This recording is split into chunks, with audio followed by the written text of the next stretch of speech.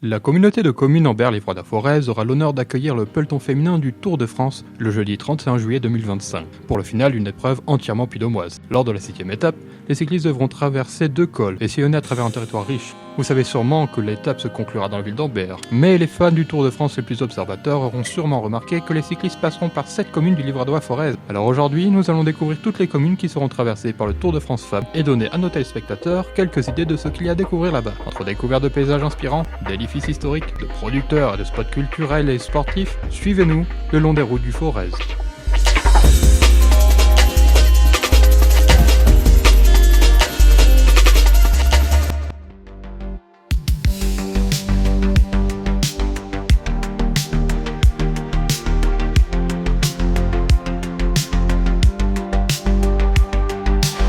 C'est après être descendu du col du Chancer que les cyclistes du Tour de France Femmes passeront par Job, une ville située à 642 mètres d'altitude, qui compte 994 habitants, et surtout une ville qui nous incite à sortir pour découvrir ce que la nature nous réserve. Et Dieu sait que la nature nous réserve des surprises.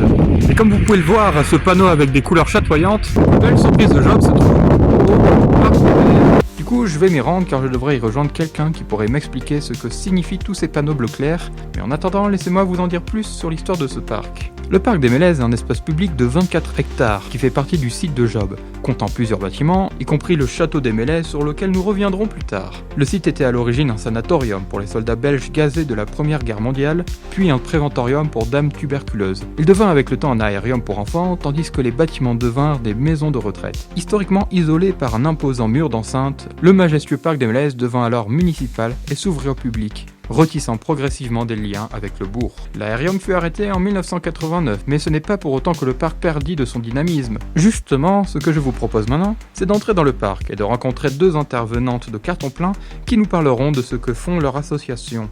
Bonjour Roxane, bonjour Fanny. Bonjour. Vous faites partie de Carton Plein. J'ai déjà entendu parler de Carton Plein, notamment quand je suis allé vers Tolède. Quand je pense à Carton Plein, à quoi est-ce que je devrais penser ? Je dirais en premier qu'on est un collectif pluridisciplinaire. Donc c'est une association où il y a des gens qui sont plutôt des artistes, des architectes, des gens qui sont intéressés par les sciences humaines, des animateurs nature, plein de gens différents. Et en fait, on essaie de mettre tous nos savoir-faire et nos compétences au service de redynamiser les territoires. C'est un collectif qui est né à Saint-Étienne en 2010 et qui est installé ici à Job depuis 2018. Depuis que vous êtes sur le parc des Mélèzes, qu'est-ce qui a changé ? Qu'est-ce que vous avez amélioré ?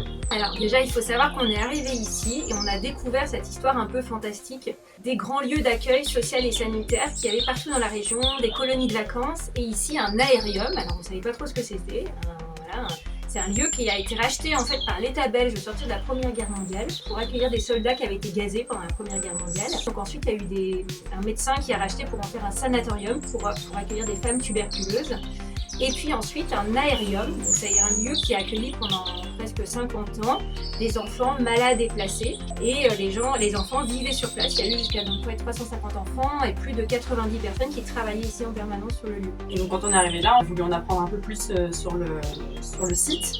On voyait aussi plein de camping-cars qui garaient ici en bas en contrebas et qui, comme des pèlerins un peu, revenaient chaque année voir les lieux de leur séjour d'enfance. Donc on s'est dit qu'il y avait un sujet un petit peu de mémoire à faire et donc on a commencé à enquêter avec les habitants du village sur cette histoire-là, en essayant d'aller rencontrer les travailleurs, les anciennes monitrices. Donc on a commencé avec ce travail d'enquête. On a aussi investi un petit peu plus le parc en se disant que ce serait chouette aussi de faire des choses vraiment à l'intérieur du parc pour que l'espace public soit réinvesti ou en tout cas de nouveau raconte des histoires qu'on a envie de se rappeler pendant des générations et des générations. Pour vous dire concrètement, donc on a fait un livre, un film et puis tout ça a donné lieu à l'aménagement d'un petit bâtiment à l'entrée du parc en lien avec la mairie, qui présente toutes les mémoires et qui est vraiment un lieu de recueil et qui permet aussi de reconnaître un peu toute cette histoire-là. En haut, il y a le coin des cabanes et toutes ces petites interventions ont été faites avec d'autres collectifs d'architectes, avec les habitants. Et l'idée, c'était un peu de soutenir la vie du parc et de faire en sorte que ce soit vivant tout le temps. C'est pour les événements et pour la nostalgie, entre autres. Un peu. C'est pour l'avenir aussi. Ouais, c'est pour l'avenir. Qu'est-ce qu'on peut espérer voir au parc quand on arrive un jour où il y a beaucoup de monde ? Qu'est-ce qui a été fait et qu'est-ce qui est à faire ?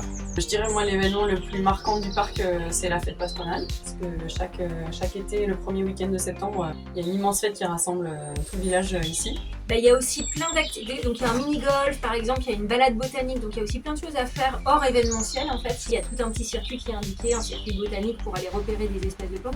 Il y a du parapente, c'est un gros site d'atterrissage de parapente. Les mercredis, il y a le club nature qui vient faire plein de choses dans le parc, notamment avec le coin des cabanes en haut, un petit peu plus haut là-haut. Il y a aussi par exemple des grands départs en randonnée, il y a des rassemblements vélo, VTT. Et finalement, j'ai vu plus en contrebas qu'il y avait un château. Est-ce que vous pouvez m'en dire plus sur le château du parc de Belleuse? Oui. Alors il y a de l'actualité sur le château, donc c'était vraiment la base de tout ce lieu, puisque c'était ce lieu qu'avait racheté l'État belge. Ensuite, c'est assez rigolo parce qu'il y a eu plusieurs années des chambres d'hôtes en fait qui ont été tenues justement par des Belges qui avaient monté des chambres d'hôtes. Et là récemment, il y a maintenant 1 an et demi, 2 ans, il y a Éric Vérax qui a racheté ce château et qui va faire de toutes les parties annexes qui étaient avant les anciennes cuisines, lingeries de l'établissement, un musée de la peinture fixée sous verre. Mais en fait, c'est une technique. Il a la plus grande collection de France, voire peut-être même du monde. On va dire du monde, comme ça fait un peu grossir. Il a une très grande collection qui va venir installer ici. Et donc le château sera bientôt ouvert au public.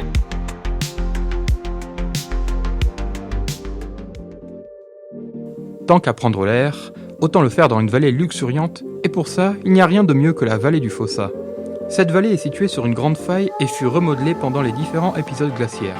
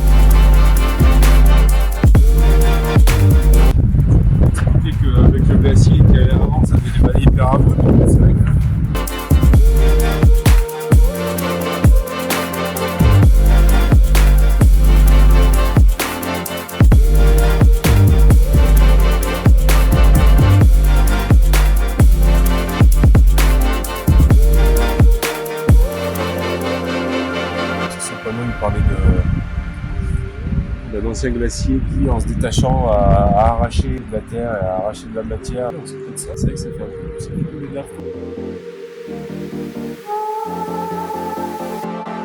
On voit tout petit coup, il y a plus de végétation. Je pense que ça doit être comme au col du Béal, tu vois, les Hautes-Chaumes, un endroit juste avec de la lande et sans arbres qui doit venir jusqu'ici, puis après en plongeant, là, du coup on retrouve un peu la végétation.